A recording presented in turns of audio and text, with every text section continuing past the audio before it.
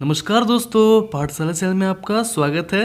दोस्तों आज हम लोग class 12 physics chapter number 1 electric charges and fields के बारे में पढ़ेंगे। ठीक है, टू बी कंटिन्यूअस।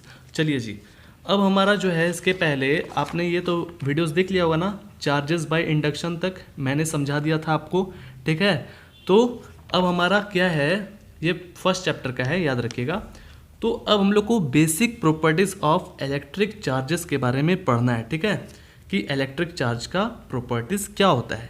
तो सबसे पहला तो एक होता है एडिटिव, जिसमें कि चार्ज को हम लोग को ऐड करना पड़ता है। ठीक है, सम करना होता है। ठीक है ना दोस्तों, आप ऐड भी करते हैं, इसमें सब्ट्रैक्ट भी करते हैं। तो हम लोग इसको अच्छे से पढ़ेंगे तब समझ में आएगा। और दूसरा जो है वो क्या है जी, चार्ज इज कंजर्व्ड, यानी कि चार्ज जो है एक ऑब्जेक्ट से दूसरे ऑब्जेक्ट में अगर ट्रांसफ़र होता है, या हम क्या करते हैं कि चार्ज को एक ऑब्जेक्ट से दूसरे ऑब्जेक्ट में ट्रांसफ़र कर देते हैं, तो उसको हम लोग चार्ज इज़ कंजर्व्ड कहते हैं। ठीक है ना, अभी हम लोग पढ़ेंगे अच्छे से डिटेल में, तब अच्छे से समझ में आएगा। ठीक है, और तीसरा जो है वो है क्वांटिजेशन ऑफ चार्ज। ठीक है दोस्तों, यहाँ देख लीजिए, क्वांटिजेशन ऑफ चार्ज है। चलिए जी, अब हम लोग क्या करते हैं ना कि जो भी यहाँ पर लिखा हुआ है इसको हम हिंदी में समझा देते हैं। ठीक है, ओके दोस्तों। चलिए पहले क्या करते हैं ना, हम लोग इसको थोड़ा डिटेल में अच्छे से लिख लेते हैं ना, कि एक ड्राइंग बनाते हैं। मान लीजिए ये प्रोटॉन है, ठीक है, यानी कि पॉजिटिव चार्ज, और ये है इलेक्ट्रॉन, नेगेटिव चार्ज। ओके, तो ये दोनों को अगर हम एक दूसरे के पास लेकर के आते हैं, यानी कि ये दोनों का जो डिस्टेंस है, अगर हम लोग इसको पास लेकर के आएंगे तो आप लोग जानते हैं ना क्या होगा। हम लोग जानते हैं कि ये दोनों को जैसे ही अगर पास लेकर के आएंगे तो ये अट्रैक्ट हो जाएगा, पता है ना, क्योंकि ये प्रोटॉन है और ये इलेक्ट्रॉन है, दोनों अनलाइक चार्ज है जी। ठीक है, तो आप लोग को पता होगा कि ये दोनों को हम जैसे ही पास लेकर के आएंगे तो क्या हो जाएगा, अट्रैक्ट होगा। तो हम लोगों ने देखा यहाँ पर कि दो चार्ज पहले से हैं, एक है पॉजिटिव चार्ज और एक है निगेटिव चार्ज। ठीक है, तो ये दोनों जब पास आता है तो इसके बीच का जो प्रभाव है वो क्या हो जाएगा, कैंसिल हो जाएगा। ठीक है, ये दोनों के बीच का जो प्रभाव है वो कैंसिल हो जाएगा। तो यहाँ पर अब हम लोग को प्रॉपर्टीज़ के बारे में पढ़ना है। ठीक है, प्रॉपर्टीज़ के बारे में पढ़ना है ना, तो चलिए इसको डिस्क्राइब करते हैं। ठीक है ना जी, डिस्क्राइब करेंगे तो अच्छे से समझ में आएगा।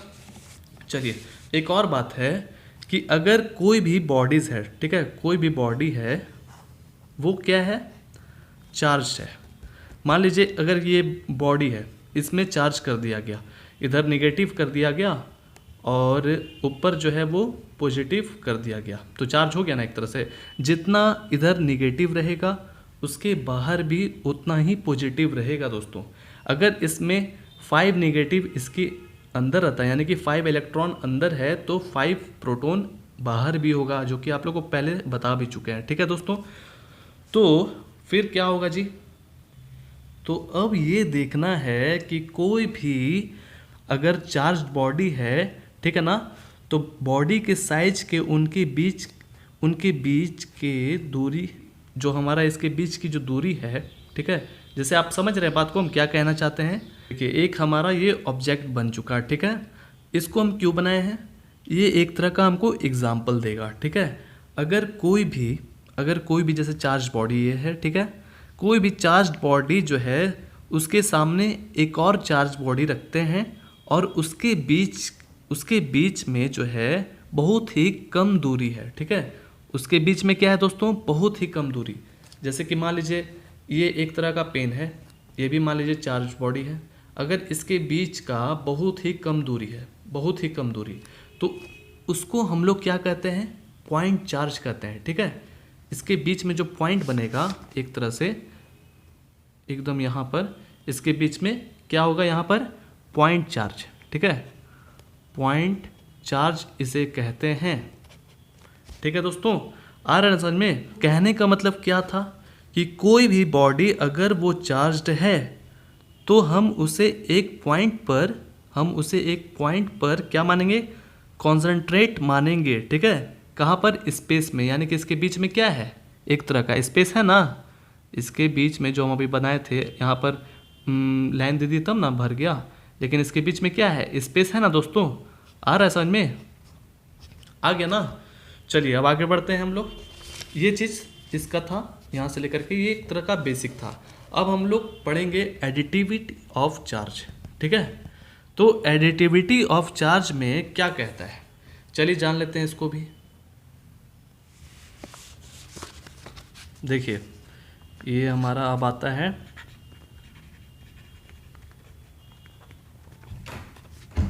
तो इसका मतलब होता है क्या कि चार्ज को ऐड करना है जी हमको, ठीक है। चार्ज को हमको ऐड करना है। तो मान लीजिए जैसे कि एक हमारे पास न्यूट्रल बॉडी है, ठीक है, न्यूट्रल बॉडी है, इसमें पहले से चार्ज नहीं है, क्या चार्ज नहीं है। तो हम क्या किए कि हम किसी ऑब्जेक्ट के चलते इसमें चार्ज दिए, ठीक है। इसमें क्या किए दोस्तों, चार्ज दिए। मान लीजिए इसमें चार्ज हम लोग दिए Q1, ठीक है। तो Q1 का कुछ ना कुछ तो वैल्यू जरूर होगा ना दोस्तों, आ रहा है समझ में। Q1 का वैल्यू जो है कुछ ना कुछ जरूर होगा। तो वैसे ही एक और चार्ज यहाँ पर Q2 दिए, ठीक है। मान लीजिए इसका जो है वैल्यू 2 म्यू कूलम था, ठीक है, और इसका वैल्यू जो है वो 3 म्यू कूलम था। तो ये जब इसमें और इसमें जाएगा तो आप ही सोचिए कि अगर दो ठो मान लीजिए कोई भी चीज़ जाता है, 2 ठो बॉल इसके अंदर गया, ठीक है, और 3 ठो बॉल इसके अंदर गया, तो दोनों को ऐड करिएगा सिंपली वे में तो क्या हो जाएगा, 5 हो जाएगा ना। आ रहा है समझ में। तो ये तो था भाई पॉजिटिव और पॉजिटिव का, था ना, पॉजिटिव और पॉजिटिव का। वैसे ही अगर हम लोग इसमें ध्यान से सुनिएगा बात को, अगर यहाँ पर एक नेगेटिव चार्ज दे देते हैं, तो अगर मान लीजिए नेगेटिव चार्ज 2 दे दिए, -2 म्यू कूलम दे दिए, ठीक है, तो ये जो +2 म्यू कूलम था ये क्या हो जाएगा, एक तरह से कैंसिल हो जाएगा ना, कट ना जाएगा। आ रहा समझ में। तो हमारे पास यहाँ पर क्या बचेगा, +3 म्यू कूलम, ठीक है। हम लोग अब इसको बनाएंगे तब अच्छे से समझ में आएगा। आ रहा ना समझ में दोस्तों। तो चार्ज को हम लोग डिनोट करते हैं क्या चीज़ से जी, Q से, ठीक है। Q से हम लोग चार्ज को डिनोट करते हैं। तो टोटल चार्ज अगर हम लोग को निकालना होगा तो इसका हम लोग टोटल चार्ज कैसे निकालेंगे, इसी का बात कर रहे हैं हम लोग, अच्छे से अभी पढ़ेंगे, घबराई मत। टोटल चार्ज इसका हम लोग Q1 + Q2, ठीक है, और यहाँ पर एक माइनस था ना, इस टाइप से हम लोग निकाल लेंगे Q3, ओके। इस टाइप से इसका आराम से क्या निकल जाएगा जी, क्या निकलेगा, टोटल चार्ज निकल जाएगा। एक और बात है दोस्तों, ध्यान से सुनिएगा, जैसे हम लोग 3 तरह से जोड़ते हैं, ऐड करते हैं, ठीक है, 3 तरह से। एक तो हमारा अलजेब्रिक होता है, अलजेब्रिक एडिशन में, ठीक है, और दूसरा जो है वेक्टर एडिशन, जो कि आप लोग मैथ में पढ़े होंगे, पढ़े हैं ना, जिसमें हम लोग मैग्नीट्यूड निकालते हैं, दोनों का अंडर रूट करके निकालते हैं ना, ऐसे निकालते हैं ना, a² + b², इस टाइप से निकालते हैं कि नहीं। तो और तीसरा जो है न्यूमेरिकल, ओके, न्यूमेरिकल एडिशन। तो हम लोग को जो है तीनों में से किस टाइप से इसको ऐड करना है, ध्यान से सुनिएगा बात को। हम लोग चार्ज को किस टाइप से ऐड करेंगे, तीनों में से हम लोग सिर्फ इसको इस तरह से, यानी कि अलजेब्रिक वे में हम लोग ऐड करेंगे, ठीक है। अलजेब्रिक वे में चार्ज को हम लोग ऐड करेंगे, ना कि वेक्टर में, ना कि न्यूमेरिकल में। आगे समझ में दोस्तों, इस टाइप से हम लोग को चार्ज करना है। और चार्ज जो है वो क्या होता है, स्केलर क्वांटिटी होता है, इस चीज़ को याद रखिएगा, बहुत ईजी है इस चीज़। Charge is a scalar quantity, ठीक है दोस्तों। यहाँ तक आ गया ना समझ में। तो अब हम लोग क्या करते हैं, जैसे कि ये न्यूट्रल बॉडी था ना, तो अब क्या करते हैं ना कि एक और बॉडी ले लेते हैं न्यूट्रल। अब थोड़ा सा हम लोग वैल्यू को लिखते हैं और जैसे बनाना है वैसे ही हम लोग बनाएंगे। तो देखिए ये हमारा न्यूट्रल बॉडी था, ठीक है। हम लोग क्या किए ना कि इधर से कोई भी चीज़ से, ठीक है, कोई भी चीज़ से हम लोग चार्ज को डिनोट किए इसमें, ठीक है ना, भेजे इधर। तो चार्ज हम लोग यहाँ से भेज रहे हैं कितना, मान लीजिए 5 म्यू कूलम भेज दिए, तो इसमें अगर जाएगा तो ये तो ऐड हो गया ना 5 म्यू कूलम। आगे समझ में। अब क्या करते हैं कि एक और इधर से चार्ज को भेज दिए, ये हमारा 3 म्यू कूलम है। ओके, तो और क्या किए कि एक और चार्ज भेज दिए। अब यहाँ पर हम लोग भेज देते हैं इसमें, चलिए 2 म्यू कूलम भेज दिए। ओके, तो ये तो अगर जितना भी जाएगा ये सब क्या है, प्लस में है, ठीक है। जितना भी इसमें जाएगा तो ये क्या हो जाएगा, ऐड हो जाएगा। ओके, तो अब क्या करते हैं कि एक और हम लोग चार्ज भेज दिए, लेकिन वो क्या है जी, वो निगेटिव में है, ठीक है। वो जो है वो निगेटिव है, मान लीजिए -5 म्यू कूलम है दोस्तों, आ रहा है समझ में। और एक और निगेटिव भेज दीजिए, एक और निगेटिव मान लीजिए भेज देते हैं 2 म्यू कूलम। तो इसका टोटल जो चार्ज है यानी कि नेट चार्ज जिसको कहते हैं, वो आप कैसे निकालिएगा, टोटल चार्ज क्या करेंगे ना कि जो जो लिखा हुआ है उसको वैसे ही एकदम आराम से सिंपली वे में लिख देना है, कोई भी टेंशन लेना नहीं है, एकदम इजी वे में लिख देना है। तो चलिए यहाँ से शुरुआत करते हैं, आप कहीं से भी लिख सकते हैं, बस जो जो साइन है वैसा ही आप लिखिएगा, ठीक है। Plus 3 mu coulomb plus 2 mu coulomb, और यहाँ पर -2 म्यू कूलम, और यहाँ पर -5 म्यू कूलम, ठीक है। तो आप तो इतना ऐड कर सकते हैं, मान लीजिए इसको TC मान लेते हैं, ठीक है, टोटल चार्ज को TC मान लेते हैं। तो इसको जब ऐड करिएगा तो 5 और 3 8 हो जाएगा, और यहाँ पर 10 हो जाएगा, तो 10 हो गया म्यू कूलम। और यहाँ पर ये माइनस है और ये माइनस है, तो इसको भी हम लोग ऐड किए तो 7 म्यू कूलम आया जी। और जब इसको घटाइएगा तो 3 म्यू कूलम आ जाएगा ना। तो हमारा जो नेट चार्ज है, इसको टोटल चार्ज को हम लोग नेट चार्ज भी कहते हैं, ठीक है दोस्तों, आ रहा है समझ में।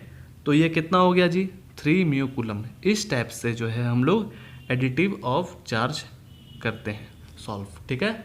आगे समझ में यहाँ तक। अब देखिए, अब हम लोग क्या करेंगे कि हो गया ये, ठीक है। तो एडिटिव ऑफ यानी कि एडिटिविटी ऑफ चार्ज का मतलब क्या होता है, इसको लिख लेते हैं, ठीक है। इसका डिफाइन कर लेते हैं, क्या है जी। देखिए, सबसे पहले तो आप लोग जानते होंगे कि एक तरह से जोड़ना है, ठीक है।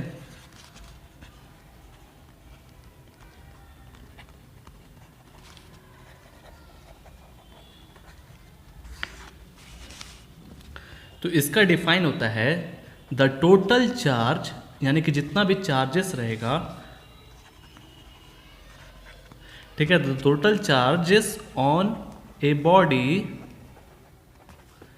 Is calculated. जैसे अभी हम लोग कैलकुलेटेड किए थे ना दोस्तों, कैलकुलेटेड बाय सिंपली, एकदम नॉर्मली, एकदम सिंपल वे में, सिंपली, ठीक है ना। क्या किए थे हम लोग, कैसे ऐड किए थे, अलजेब्रिक वे में ना किए थे।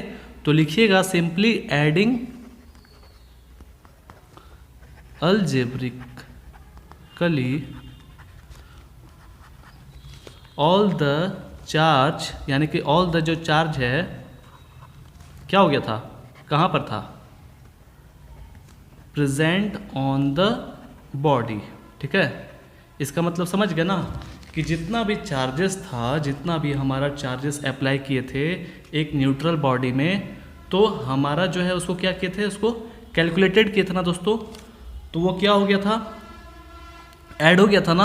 आ रहा समझ में, सिंपली एडिंग करना है, ठीक है, अलजेब्रिकली वे में, ठीक है। आगे समझ में दोस्तों, बहुत ही ईजी था। चलिए अब आगे बढ़ते हैं।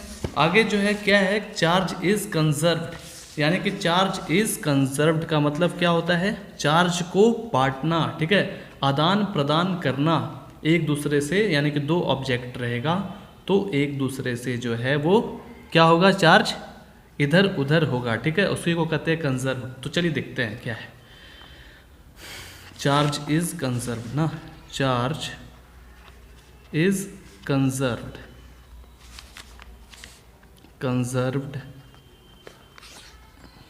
ओके जी। चलिए अब इसमें सबसे पहले हम लोग क्या करेंगे कि दो ठो बना लेंगे, क्या, कोई भी चार्ज बॉडी बना लेंगे, ठीक है।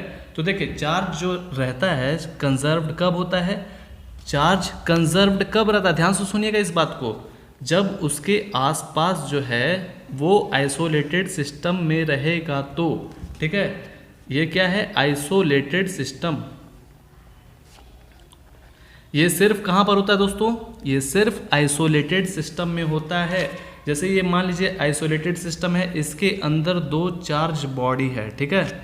आगे समझ में, एक चार्ज किया हुआ है 5 म्यू कूलम और दूसरा किया हुआ है 4 म्यू कूलम। आ रहा है समझ में। तो ये जो है एक दूसरे से क्या करेगा, इधर साइड से रिपेल करेगा, ठीक है, और ये जो है एक दूसरे से अट्रैक्ट करेगा। आ रहा है ना समझ में दोस्तों। अब देखना ये है कि अगर मान लीजिए इसमें से कोई भी एक, मान लीजिए 1 म्यू कूलम जो है इससे निकल करके इसमें चला गया, ठीक है, क्या हो गया जी, ट्रांसफ़र हो गया। मैं आपको पहले ही बता चुका हूँ कि हम लोग जो है इस चार्ज इज़ कंजर्व्ड पढ़ रहे हैं, यानी कि चार्ज को आदान प्रदान करना, इसका मतलब ही होता है कि आदान प्रदान करना, ठीक है। ये सिर्फ आइसोलेटेड सिस्टम में ही होता है, ठीक है ना।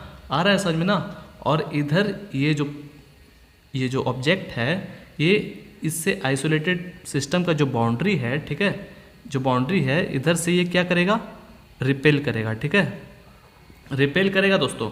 और ये दोनों जो ऑब्जेक्ट है ये दोनों एक दूसरे को अट्रैक्ट करेगा, ठीक है। आ गया ना समझ में दोस्तों।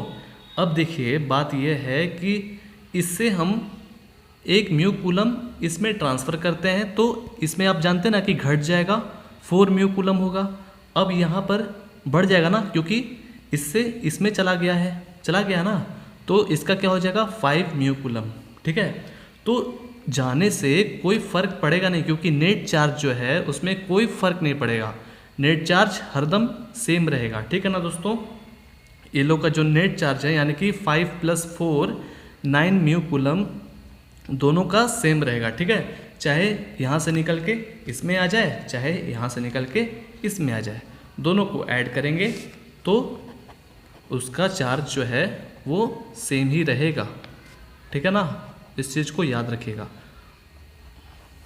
अगर मान लीजिए कि इसमें से चार्ज निकला, ठीक है ना, इसमें से चार्ज निकला यानी कि ये घट गया ना दोस्तों। ये मान लीजिए 1 म्यू कूलम इसमें से निकला, लेकिन इसमें क्या हुआ कि बढ़ा नहीं, जैसे मैंने अभी आपको बताया था ना कि इससे निकला तो इसमें चला गया। मान लीजिए इसमें से निकल गया है यानी कि ये 4 हो गया है, लेकिन ये कांस्टेंट ही है मान लीजिए। तो क्या ये ऐसा हो सकता है कि इससे निकला और इसमें बढ़ा नहीं? तो ऐसा बिल्कुल भी नहीं हो सकता है, ठीक है। आ रहा है ना समझ में, क्योंकि चार्ज जो है कभी भी क्रिएट नहीं होता है और न ही डिस्ट्रॉयड होता है। ये तो आपको पता ही होगा, बचपन में 10th क्लास में पढ़े हैं ना दोस्तों। Charge can not be created nor be destroyed, okay, ये चीज़ पढ़े है ना। तो अब क्या बात आता है, तो चार्ज जो है वो ट्रांसफ़र हो सकता है, ठीक है, एक दूसरे से, और उसका नेट चार्ज जो है वो दोनों का सेम ही रहेगा। यहाँ तक आ गया ना समझ में। तो अब क्या करना है, नेट चार्ज हरदम कांस्टेंट रहेगा, ठीक है, और ये आइसोलेटेड सिस्टम में ही रहेगा, ठीक है ना। आइसोलेटेड सिस्टम में नेट चार्ज हरदम हर समय कंजर्व्ड होता है, ठीक है। आगे समझ में। चलिए जी अब आगे बढ़ते हैं। अब आगे है क्वांटिजेशन ऑफ चार्ज, ठीक है, क्वांटिजेशन ऑफ चार्ज। चलिए जी देखिए, क्वांटिजेशन ऑफ चार्ज का मतलब क्या होता है, ध्यान से सुनिएगा बात को। इसमें क्या है ना कि चार्ज को जो है क्या किया जाता है, कैरी किया जाता है, ठीक है, कहीं पर ले जाया जाता है। जैसे मान लीजिए चार्ज यहाँ पर है, ठीक है, ध्यान से सुनिएगा बात को। देखिए चार्ज को कहीं पर ले जाया जाता है, तो चार्ज कैसे मूव होगा, इस तरह से मूव होगा, ठीक है। आ रहा समझ में। तो चार्ज का यानी कि चार्ज मतलब चार्ज का कितना होता है, कितना वैल्यू होता है, तो 1.6 × 10⁻⁹ कूलम होता है, ठीक है। आ रहा ना समझ में। ये निगेटिव में भी हो सकता है और पॉजिटिव में भी हो सकता है। आगे ना समझ में, जहाँ पर प्रोटॉन का बात किया जाएगा, पॉजिटिव का बात किया जाएगा, वहाँ पर हम प्लस 1.6 इंटू 10⁻⁻19 लिखेंगे, और जहाँ पर क्या नाम है इलेक्ट्रॉन का बात किया जाएगा वहाँ पर निगेटिव लिखेंगे 1.6 इंटू 10⁻⁻19 कूलम। ठीक है, तो यहाँ पर जैसे कि 1 ये तो 0 है, बेस है ना, यहाँ पर चार्ज आया तो 1.6 हुआ। ठीक है, और फिर यहाँ पर आया तो 1.6 और 1.6 को ऐड करिएगा तो 3.2 आएगा ना, यानी कि 3.2 इंटू 10⁻⁻19। देखिए 1.6 इंटू 10⁻⁻19 कूलम होता है ना, आ रहा है समझ में? तो बस आपको जो है ऐड करते जाना है, ऐड करते जाना है। ठीक है, 3.2 में फिर 1.6 ऐड करेंगे तो जितना भी होगा 4.8 होगा, लिख दीजिएगा आगे समझ में। फिर इसमें भी ऐड करिएगा तो जितना होगा लिखते जाएगा, बस इनटू उसके साथ मल्टीप्लाई कर देंगे -19 कूलम। आगे समझ में दोस्तों? चलिए, ये चीज़ तो अभी कुछ नहीं है, ये तो एक तरह से समझाने का था। अब बात आता है क्वांटिजेशन ऑफ चार्ज के बारे में अच्छे से पढ़ना। तो देखिए, इस दुनिया में जितने भी ऑब्जेक्ट हैं, ठीक है, जितने भी ऑब्जेक्ट हैं वो सारे के सारे मॉलिक्यूल से बने हुए होते हैं ना दोस्तों? अरे समझ में, मॉलिक्यूल से बने होते हैं।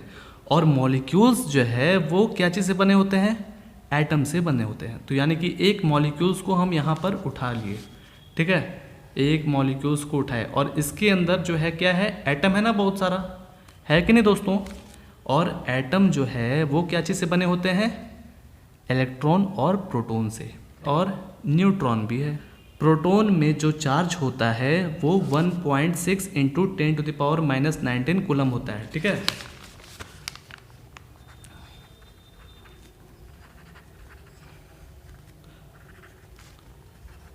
One 1.6 into 10⁻⁻19 coulomb. यहाँ तक तो समझ में आया। अब यहाँ पर इलेक्ट्रॉन का बात करते हैं, जो कि अभी थोड़ी देर पहले बता चुके थे। Electron of charge is equal to -1.6 into 10⁻⁻19 coulomb. इस चीज़ को दोस्तों ध्यान से समझिएगा और याद कर लीजिएगा, बहुत ही इम्पॉर्टेंट चीज़ है ये चीज़। ठीक है, अभी हम लोग जितना भी न्यूमेरिकल बनाएंगे ना आगे, तो इसमें बहुत यूज़ आएगा ये चीज़। ठीक है, आ रहा है ना समझ में? तो अब यहाँ पर क्या करना है? अब हम लोग न्यूट्रॉन में जो चार्ज होता है ये न्यूट्रल नेचर का होता है। ठीक है, आ रहा समझ में क्या हम बोल रहे हैं? न्यूट्रॉन जैसे कि देखिए, इसमें प्रोटॉन भी है, इलेक्ट्रॉन भी है और न्यूट्रॉन भी है। ठीक है ना, ये एटम जो है वो 3 चीज़ से बना हुआ होता है ना, इलेक्ट्रॉन, प्रोटॉन और न्यूट्रॉन। जो कि न्यूट्रॉन में जो चार्ज होता है ये न्यूट्रल होता है। ठीक है ना, न्यूट्रल मतलब कुछ नहीं। ठीक है ना, कुछ नहीं। आगे समझ में? यहाँ तक कोई दिक्कत नहीं ना है? तो देखिए, इस एटम में जो है इसके अंदर प्रोटॉन, इलेक्ट्रॉन और न्यूट्रॉन तो है, जो कि आप लोग जान गए हैं कि अगर एक चार्ज रहता है तो इतना वैल्यू होगा प्रोटॉन का, और इलेक्ट्रॉन का वैल्यू जो है इतना होगा। ठीक है ना, तो न्यूट्रॉन का जो है आप लोग जान गए ना कि 0 होगा। ठीक है, उसका जो है नेट चार्ज क्या हो जाएगा जी? 0। आगे समझ में? तो अब ये देखना है कि इसमें जितना इलेक्ट्रॉन होगा, इसमें जो है जितना इलेक्ट्रॉन होगा, मान लीजिए इलेक्ट्रॉन रहता है 4 ठो। ठीक है, तो 4 ठो इलेक्ट्रॉन रहता है तो इसके अंदर 4 ठो प्रोटॉन भी होगा। ओके दोस्तों, आ रहा है समझ में? तो जितना इलेक्ट्रॉन इसके अंदर उतना प्रोटॉन इसके अंदर। ठीक है, दोनों का जो है इलेक्ट्रॉन और प्रोटॉन दोनों सेम होता है। ठीक है, आगे समझ में दोस्तों यहाँ तक? अब हम एक एग्जांपल लिखते हैं, जो चार्ज को जो है हम कैसे लिखेंगे। ठीक है, जो प्रोटॉन का जो चार्ज है और इलेक्ट्रॉन का चार्ज है उसको कैसे लिख सकते हैं। तो अगर इलेक्ट्रॉन का रहेगा तो मान लीजिए यहाँ पर -3e, ठीक है, यहाँ पर -2e, फिर इसके बाद यहाँ पर -e, फिर इसके बाद यहाँ पर 1 भी लिख सकते हैं। ठीक है, यहाँ पर 0 लिख दीजिए, फिर प्लस। अब यहाँ पर ये प्लस जो है ये किसका है? प्रोटॉन का है। ठीक है ना, ये माइनस का जो केस था वो क्या था? इलेक्ट्रॉन का था, जो कि आप लोग जानते हैं। ठीक है, और प्रोटॉन में आप लोग जानते हैं ना कि पॉजिटिव होता है, पॉजिटिव पॉजिटिव एलिमेंट। ठीक है, इसको क्या कहते हैं? एलिमेंट। ठीक है दोस्तों, इसको हम लोग एलिमेंट कहते हैं। ओके, अब यहाँ पर +2 एलिमेंट +3 एलिमेंट। ठीक है दोस्तों, तो ये जो है चार्ज को दर्शाता है, चार्ज को दिखाता है। ठीक है, तो चार्ज मतलब Q is equal to NE। NE समझ में आ रहा है, यानी कि नंबर ऑफ ये क्या है, इलेक्ट्रॉन है ना। एक तरह से क्या है, 3 क्या है, एक तरह से क्या दिखा रहा है कि इलेक्ट्रॉन है भाई, है ना। 2 भी है, और यहाँ 1 क्या दिखा रहा है कि भाई प्रोटॉन है। 2 क्या है, प्रोटॉन है। आ रहा है ना समझ में, ये चीज़ को समझ में आ रहा है ना दोस्तों। बहुत ईजी है, बहुत सारा हो सकता है। ओके, तो नंबर ऑफ इलेक्ट्रॉन या प्रोटॉन इनटू एलिमेंट। ठीक है, आ गया समझ में जी। चलिए जी, इसी के जैसा लग रहा है ना, देखिए तो इसी के जैसा लग रहा है। तो मान लीजिए अगर इसी एग्जाम्पल को ले लेते हैं, एक एग्जाम्पल कुछ ले लेते हैं, Q is equal to 2E। ठीक है, ये N हो जाएगा और ये E हो जाएगा। ठीक है दोस्तों, आ गया ना। तो मिनिमम पॉसिबल चार्जेस इसमें कितना हो जाएगा, इसमें मिनिमम पॉसिबल चार्जेस जो है वो +E होगा और -E होगा। ठीक है, आ रहा है ना समझ में। Minimum possible charges is equal to +E और -E। ठीक है ना, मिनिमम सबसे कम रहेगा, 0 तो नहीं रहेगा। अगर 0 हो जाएगा तो आप लोग जानते हैं ना कि वो न्यूट्रल हो जाएगा दोस्तों। ठीक है, 0 मतलब न्यूट्रल ना। तो हमको तो यहाँ पर इलेक्ट्रॉन और प्रोटॉन का बात किया जा रहा है, तो कम से कम +E तो लिखना ही ना पड़ेगा, -E लिखना ना पड़ेगा। आ रहा है समझ में, तभी ना हम कम से कम कहेंगे या। ठीक है, चलिए अब आगे बढ़ते हैं जी। हो गया दोस्तों यहाँ तक, आगे ना समझ में। मिनिमम पॉसिबल चार्जेस जो है, जो हम लोग डेली लाइफ में यूज़ करते हैं, वो जो आज के समय में रियल लाइफ में यूज किया जाता है, वो प्लस एलिमेंट चार्ज और negative element charge. Elementary charge पता है ना, एलिमेंट्री चार्ज में प्रोटॉन और इलेक्ट्रॉन दोनों आता है। ठीक है, तो ये पूरी तरह से सही नहीं है। एक और चीज़ है जो कि इससे भी कम होता है। ठीक है ना, क्योंकि साइंटिस्ट लोगों ने खोजा है क्वार्क्स। ठीक है, क्वार्क्स का नाम सुने हैं ना।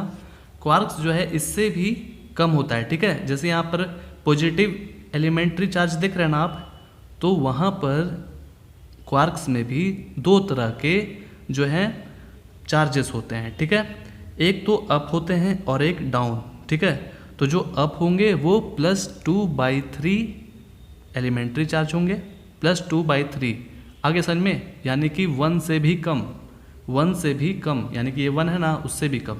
और एक होते हैं डाउन, जो कि वो हो जाते हैं -1/3 एलिमेंट्री चार्ज। ठीक है, आगे समझ में, यानी कि 2/3 से भी कम। ठीक है ना, आगे समझ में दोस्तों। क्वार्क्स भी होता है सबसे छोटा, लेकिन उसको हम लोग इसमें इंक्लूड नहीं करेंगे। ठीक है ना, क्योंकि वो हमारे यूज़ का नहीं है।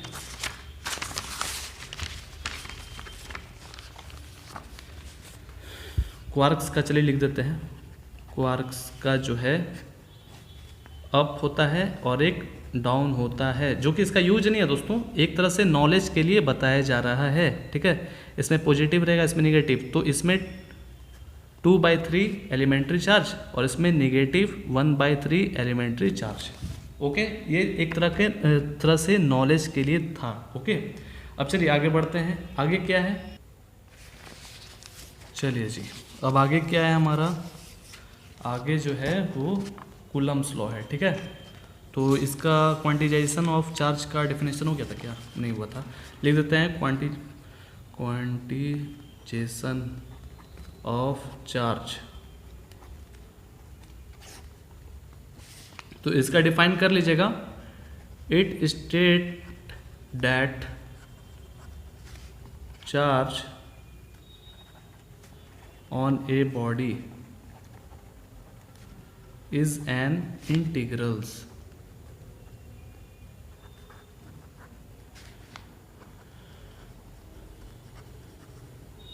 multiple of a charge।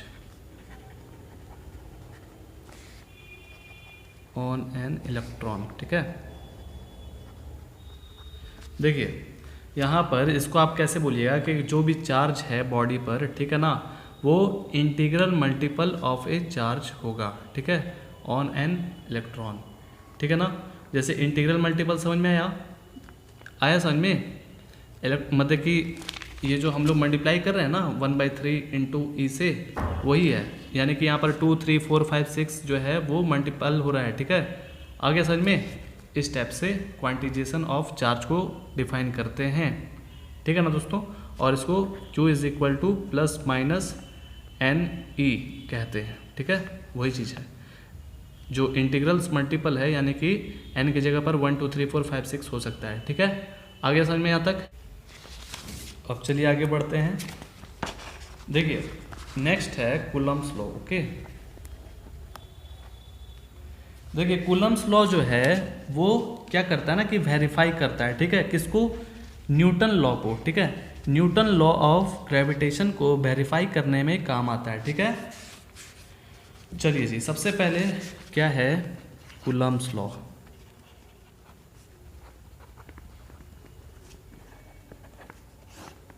ठीक है, तो चलिए इसको क्यों पढ़ते हैं अब ये जानेंगे हम लोग। तो कूलम्ब्स लॉ ऑफ इलेक्ट्रोस्टैटिक, ठीक है ना, एक तरह से हम लोग क्या पढ़ रहे हैं? इलेक्ट्रोस्टैटिक पढ़ रहे हैं। ठीक है, तो क्या है कि यहाँ पर एक इलेक्ट्रॉन और प्रोटॉन बना दिया। ठीक है, बना दिया ना। तो सबसे पहले मान के चलिए कि जैसे हम लोग इसके पहले पढ़े थे ना दोस्तों कि ये मान लीजिए पॉजिटिव है, यानी कि प्रोटॉन है। ठीक है, और ये जो है निगेटिव है। अरे नहीं, ये भी पॉजिटिव है। ठीक है, प्रोटॉन है। ओके, तो ये आप जानते हैं कि ये क्या करेगा? रिपेल करेगा, एक दूसरे को जो है क्या करेगा? दूर भागेगा, एक दूसरे से भागेगा ना दूर, क्योंकि ये लाइक टर्म है ना, इसीलिए लाइक चार्ज है, लाइक चार्ज। और दूसरा जो है वो निगेटिव है, निगेटिव। ठीक है, तो इसमें भी आप जानते हैं कि ये लाइक चार्ज है, तो ये भी रिपेल करेगा, रिपेल। ओके, तो क्या है, चलिए जी, ये भी जो है रिपेल कर लिया। और एक और चीज़ बनाया है, वो जो है क्या है जी? एक पॉजिटिव है और दूसरा जो है निगेटिव है। ओके, ये इलेक्ट्रॉन, ये मान लीजिए प्रोटॉन है, सॉरी, ये प्रोटॉन और ये इलेक्ट्रॉन। ठीक है, तो ये क्या है? अनलाइक टर्म है ना, अनलाइक चार्ज है, सॉरी अनलाइक टर्म बार बार बोल दे रहे हैं, मैथ का आदत ना हो गया इसीलिए। तो ये जो है अनलाइक चार्ज है। ठीक है, तो ये जो है क्या होगा? अट्रैक्ट करेगा। ठीक है ना जी। तो देखिए यहाँ पर ये दोनों क्या कर रहा है? एक दूसरे को खींच रहा है ना, यानी कि फोर्स लग रहा है ना। तो इसमें कौन सा फोर्स लगता है आपको पता है ना? मैं पहले ही बता चुका हूँ, इलेक्ट्रोस्टैटिक फोर्स। ठीक है, इसमें भी जो है इलेक्ट्रोस्टैटिक फोर्स ही लग रहा है, लेकिन ये जो है एक दूसरे से दूर भाग रहा है। फोर्स है ना, इसमें भी फोर्स है, इसमें भी फोर्स है। ओके, है ना जी, फोर्स, इसमें भी फोर्स। चलिए जी, हो गया। सब में इधर फोर्स लग रहा है, कौन सा? Electrostatic force. और फोर्स जो है वो वेक्टर क्वांटिटी होता है दोस्तों। ठीक है, फोर्स जो है वो क्या होता है? Force is a vector quantity, आप लोग जानते होंगे। चलिए अब हम लोग मुद्दे पे आते हैं बात। ठीक है, तो मान लीजिए जैसे ये फोर्स बहुत सारा है, तो इसको मान लीजिए फोर्स 1, फोर्स 2 और यहाँ पर फोर्स 3 मान लेते हैं। ठीक है, तो एक और बात ध्यान से सुनिएगा, जो फोर्स यहाँ होगा वो फोर्स भी यहाँ ही लगेगा। जो फोर्स यहाँ पर लग रहा है, ध्यान से सुनिएगा बात को, जो फोर्स इसमें लग रहा है उतना ही फोर्स इसमें भी लग रहा है दोस्तों। ठीक है, तो ये दोनों का जो वैल्यू है वो क्या होगा? बराबर होगा। मान लीजिए इसमें 5 न्यूटन लगता है फोर्स, 5 न्यूटन फोर्स लगा, तो इसमें भी 5 न्यूटन फोर्स लगेगा। इसमें अगर मान लीजिए 3 न्यूटन लगता है फोर्स, तो इसमें भी 3 न्यूटन फोर्स लगेगा दोस्तों। ठीक है, दोनों का फोर्स जो है हरदम बराबर होता है, चाहे वो रिपेल करे चाहे वो अट्रैक्ट करे। आ रहा है समझ में? यहाँ तक आ गया ना। तो इस रूल से यानी कि कूलम लॉ का जो रूल है, इससे हम क्या सीखते हैं? इस रूल से हम इलेक्ट्रोस्टैटिक फोर्स का डायरेक्शन, जो डायरेक्शन आप देख रहे हैं ना, इधर जा रहा है, एक इधर जा रहा है, ठीक है ना, ऑपोजिट डायरेक्शन में जा रहा है, ठीक है। इस रूल से हम इलेक्ट्रोस्टैटिक फोर्स का डायरेक्शन पता कर सकते हैं। ओके, इलेक्ट्रोस्टैटिक फोर्स का मैग्नीट्यूड डिसाइड होता है इस कूलम लॉ से, ठीक है। आ रहा है समझ में? चलिए अब आगे बढ़ते हैं। देखिए, कूलम्स लॉ ये बताता है कि जो भी फोर्स अप्लाइड होगा चार्ज्ड बॉडी पर फोर्स कोई भी अप्लाइड होगा, ठीक है, ये फोर्स का मैग्नीट्यूड जो है वो प्रोपोर्शनल होगा पहले चार्ज बॉडी से, ठीक है। आ रहा है समझ में? पहले चार्ज बॉडी से क्या होगा? प्रोपोर्शनल होगा, ठीक है। इसको आप कैसे लिख सकते हैं? ठीक है, चलिए जी, अब यहाँ पर इसको कैसे लिखते हैं? फोर्स लिखे प्रोपोर्शनल टू, ये इसको कहते हैं प्रोपोर्शनल, ठीक है, पहले चार्ज बॉडी से। पहला चार्ज है ना, आ गया समझ में? और ऐसा ही जो है, जो पहला बॉडी से होगा तो फोर्स जो है वो प्रोपोर्शनल होगा क्या चीज़ से? दूसरे चार्ज से भी क्या होगा? प्रोपोर्शनल होगा। आ रहा है समझ में दोस्तों? क्योंकि हम अभी थोड़ी देर पहले बताए थे ना आपको कि इसका जो फोर्स लग रहा है ये दोनों का क्या हो रहा है? बराबर है। ये दोनों का फोर्स क्या है जी? बराबर है। इसलिए यानी कि फोर्स जो है वो प्रोपोर्शनल है पहला वाला चार्ज से, और दूसरा वाला भी चार्ज से होगा, ठीक है, दूसरा वाला भी चार्ज से प्रोपोर्शनल होगा, क्योंकि ये दोनों का जो फोर्स है वो बराबर होता है। ओके दोस्तों, आगे ना समझ में? जब ये दोनों जब प्रोपोर्शनल हो रहा है तो आप क्या इसको ऐसे लिख सकते हैं ना, ऐसे भी तो लिख सकते हैं, यानी कि फोर्स जो है यहाँ पर प्रोपोर्शनल हो रहा है दोनों चार्ज बॉडी से, पहला वाला चार्ज बॉडी से भी और दूसरा वाला चार्ज बॉडी से भी हो रहा है। आ गया समझ में दोस्तों? अब यहाँ पर इसके बीच का जो आर का जो डिस्टेंस है ये फोर्स से इन्वर्सली प्रोपोर्शनल है, ठीक है। ये आर स्क्वायर से क्या हो जाएगा? ये आर स्क्वायर से इन्वर्सली प्रोपोर्शनल हो जाएगा दोस्तों, ठीक है। अब इसको आप फिर से डबल मान लीजिए अगर कर देते हैं, ठीक है, मान लीजिए 2 गुना कर दिए इसके बीच का डिस्टेंस, तो इसका पावर जो नीचे है जो इन्वर्सली हो जाएगा, यानी कि 1/r², यानी कि फोर्स का जो है ना ये प्रोपोर्शनल हो जाएगा क्या चीज़ में? 1/r², ठीक है। तो इसके बीच का जो डिस्टेंस है अगर हम 2 गुना कर देते हैं तो इसके पावर में भी जो है नीचे 2 गुना हो जाएगा, यानी कि r² है तो r⁴ हो जाएगा, ठीक है दोस्तों। आ रहा समझ में? तो देखिए इसको हम लोग कैसे लिखते हैं, यानी कि फोर्स जो है वो इन्वर्सली प्रोपोर्शनल है किससे? 1/r² से, ठीक है। यहाँ तक समझ में आया? ये सब चीज़ बेसिक चीज़ था, ठीक है। तो अब हम लोग इसको कैसे कैसे लिख सकते हैं? तो हमारा यहाँ तक आ चुका था ना, तो अब क्या करेंगे कि इसको भी इंक्लूड कर देंगे। फोर्स जो है वो प्रोपोर्शनल है Q1 और Q2 से, और उसके साथ डिस्टेंस भी है, डिस्टेंस के तौर पे यहाँ पर क्या है? r², ठीक है। यहाँ तक आ गया ना समझ में? अब क्या करना हम लोग को? तो जो Q1 और Q2 है वो इलेक्ट्रोस्टैटिक फोर्स जो लगेगा इसमें, ठीक है, जो भी इलेक्ट्रोस्टैटिक फोर्स लगेगा वो दोनों क्या होगा?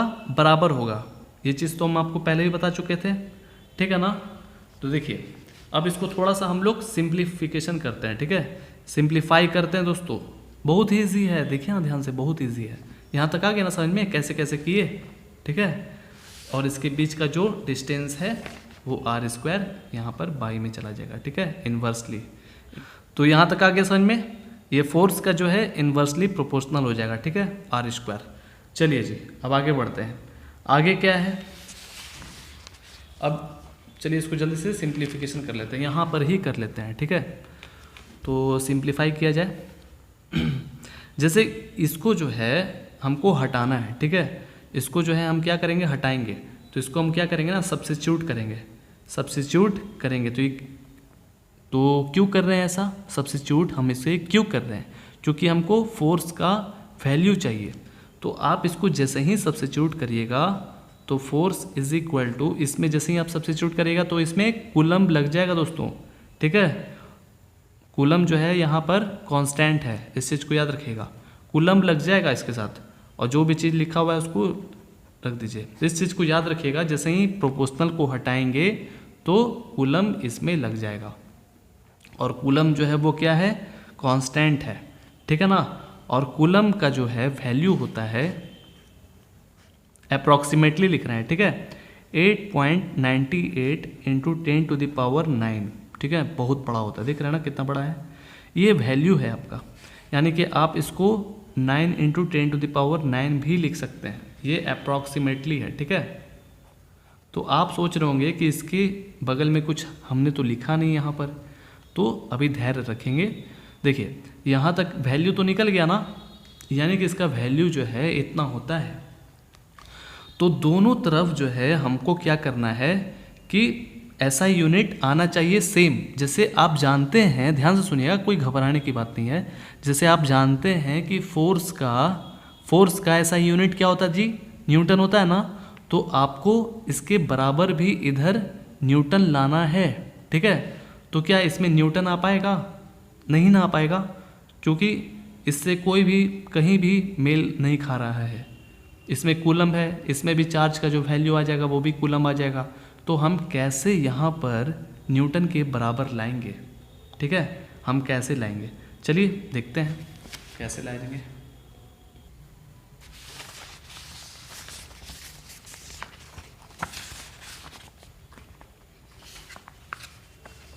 देखिए हमें जो है यहाँ पर दोनों तरफ क्या चाहिए, न्यूटन। हमको अपने से क्या करना पड़ेगा दोस्तों, क्रिएट करना पड़ेगा, ठीक है। एक तरह से हम लोग समझ रहे हैं फॉर्मूला को, ठीक है ना दोस्तों, यही समझिएगा आप।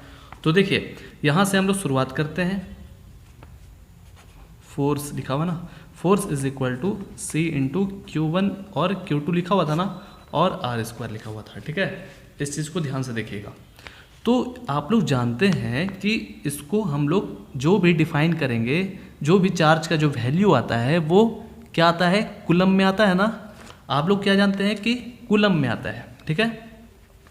तो यहाँ पर भी एक कूलम्ब हो गया जो कि C से डिनोट करते हैं, और यहाँ पर भी जो है एक कूलम्ब हो गया।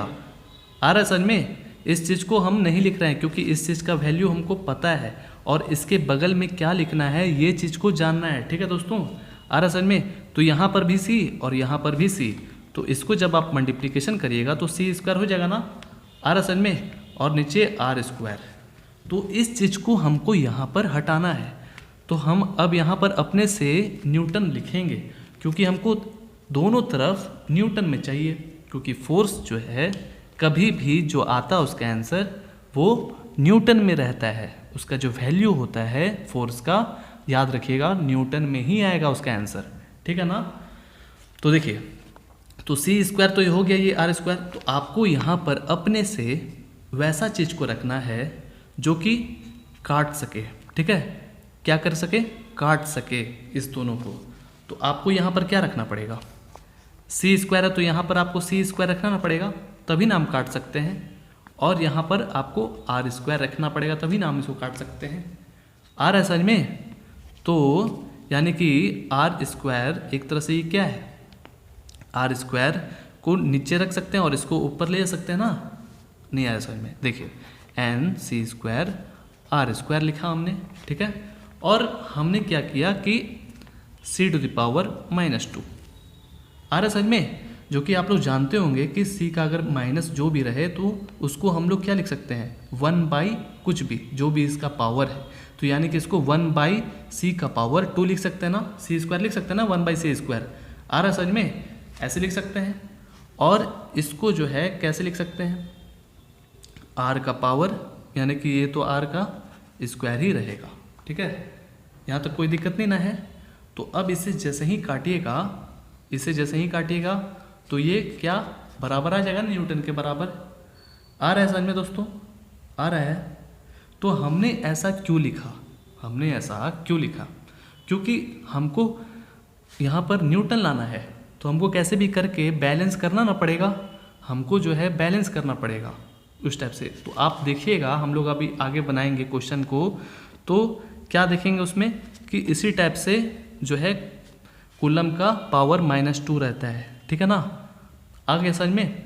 और जो आर स्क्वायर जो है वो डिस्टेंस है, ठीक है, और डिस्टेंस को हम जो है मीटर से डिनोट करते हैं, ठीक है ना। ठीक है दोस्तों, यहाँ तक आ गया समझ में। तो अब हम जो है आर की जगह पर मीटर भी रख सकते हैं, ठीक है। देखिएगा कोई ऐसा हार्ड नहीं है, आपको खुद समझ में आ जाएगा। यहाँ पर मीटर रख दिए और यहाँ पर मीटर स्क्वायर रख दिए, ओके। जो कि इसको फिर से काटिएगा तो पूरा कट जाएगा ना, ये भी कट जाएगा, तो बच जाएगा क्या, न्यूटन। ये एक तरह से समझने के लिए था। तो यहाँ पर जो मेन वैल्यू है वो कौन सा है, ये है ना, ये है मेन वैल्यू, क्योंकि ये जो है किससे आया था, इससे आया था ना, आगे समझ में। ये यहाँ से निकला इसमें, जो कि लिख दिया ना। तो बैलेंस करने के लिए हमने जो है आर स्क्वायर बाई सी का पावर स्क्वायर मतलब सी स्क्वायर किया था, ठीक है, आगे समझ में। तो जो वैल्यू है 8.98 यानी कि 9 × 10⁹ 9 × 10⁹ इसके बगल में क्या लिखाएगा, आर स्क्वायर, यानी कि आर के जगह पर क्या लिखना है आपको, मीटर स्क्वायर, ठीक है। और सी के जगह पर यानी कि यहाँ पर ये क्या लिखाएगा, C⁻²। आगे समझ में दोस्तों, आगे ना आप ऐसे लिखिएगा, ठीक है। फिर इसको फिर से बैलेंस करिएगा तो क्या आ जाएगा, न्यूटन में आएगा, ठीक है ना।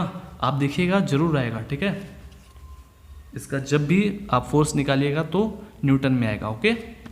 आप इसको ऐसे भी लिख सकते हैं 9 × 10⁹ और फिर इसके बाद metre square, okay. C⁻² × metre square, तो यानी कि C⁻² जो है वो किधर है, नीचे की तरफ है, ठीक है, नीचे की तरफ लिख सकते हो उसको। आगे सर में यहाँ तक कोई दिक्कत है। और चलिए कुछ इंपॉर्टेंट चीज़ लिखवा देते हैं। और जैसे कि एक और चीज़ देखिएगा ध्यान से, फोर्स का जो है वैल्यू होता है 9 × 10⁹ मीटर स्क्वायर, ओके।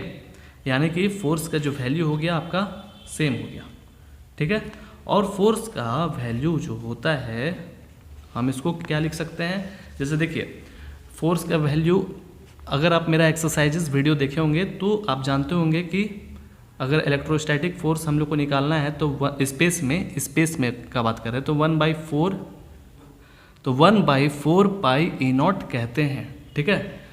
तो यहाँ पर हम लोग Q1 और Q2 लिखते थे ना, और बाई R² लिखते थे, याद है, ठीक है। यहाँ पर आप मीटर स्क्वायर भी लिख सकते हैं, ठीक है ना, आगे समझ में, क्योंकि ये डिस्टेंस है और डिस्टेंस को हम लोग फिजिक्स में मीटर में ही नापते हैं, ओके।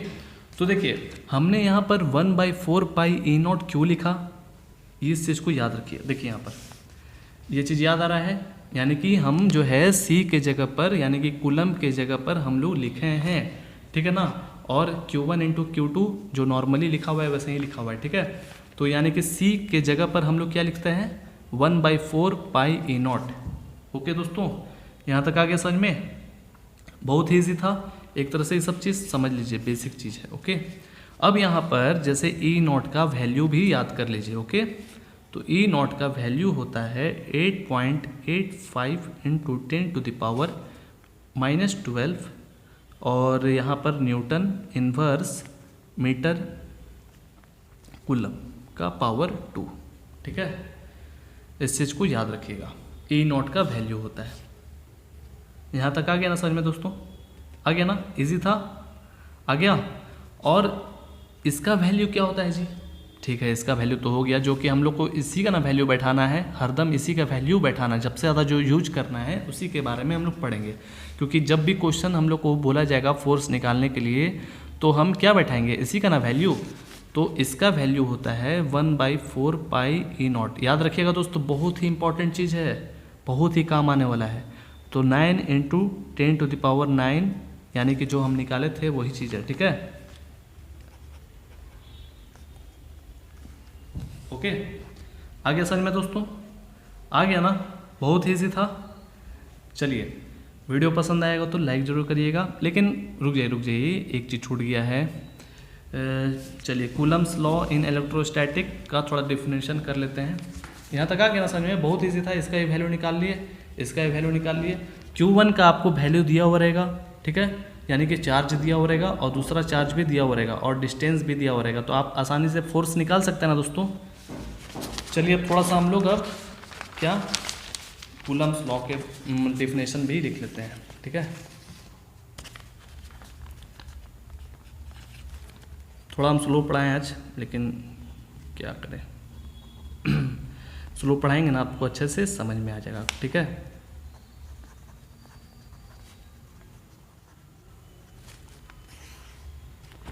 देखिए अब यहाँ पर लिखिएगा द मैग्नीट्यूड, ठीक है,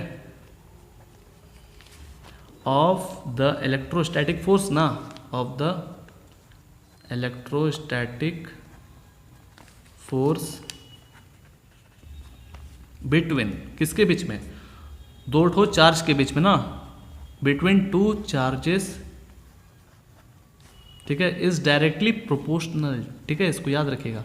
जो जो हम लोग किए हैं ना, जैसे बनाए हैं ना, वही चीज़ को बस लिख देना आपको, directly proportional to the product, यानी कि दोनों में क्या होता है, मल्टीप्लिकेशन होता है ना, प्रोपोर्शनल, ठीक है, प्रोपोर्शनल, प्रोपोर्शनल, ठीक है, टू द प्रोडक्ट, यानी कि दोनों को हम क्या किए थे, मल्टीप्लाई किए थे, of the magnitude of two charges and inversely, inversely proportional क्या था, क्या था दोस्तों, क्या था, डिस्टेंस था ना, इन्वर्सली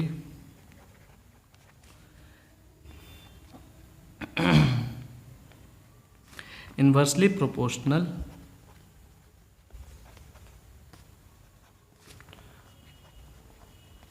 टू द स्क्वायर, ठीक है, ऑफ द डिस्टेंस था ना, आर स्क्वायर जो था, याद करिए, बिटवीन देम, हो गया, आ गया जी समझ में, आ गया ना। इसको आप इस तरह से भी लिख सकते हैं, यानी कि फोर्स जो है वो प्रोपोर्शनल कर रहा है किसमें, Q1 into Q2 by are square, ठीक है ना, देख लीजिए। हो गया दोस्तों, वीडियो पसंद आएगा तो लाइक ज़रूर करिएगा, ठीक है ना, अपना एक्सपीरियंस बताइएगा ज़रूर। चलिए चैनल को सब्सक्राइब करना होगा तो कर लीजिएगा, ठीक है, ताकि आपको नोटिफिकेशन मिल जाएगा जब भी हम वीडियो डालेंगे। ओके, ख्याल रखिएगा, अच्छे से पढ़ाई करिएगा।